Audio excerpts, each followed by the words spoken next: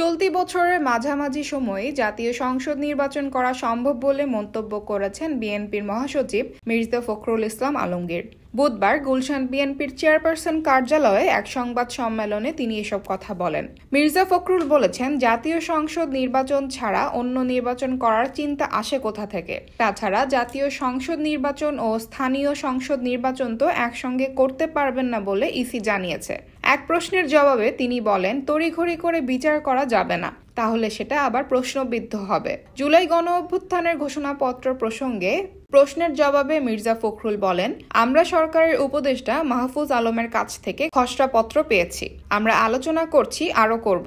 সংবিধান বিশেষজ্ঞদের পরামর্শ নেব, তারপর কিছু বলা যাবে। বিএনপির জন্ম হলো সংস্কারের মধ্য দিয়ে। জিয়াউর রহমান বহুদলীয় গণতন্ত্র পুনঃপ্রতিষ্ঠা করেছেন, এটাই তো বড় সংস্কার। সংস্কার হলো চলমান প্রক্রিয়া, এটা চলতেই থাকবে।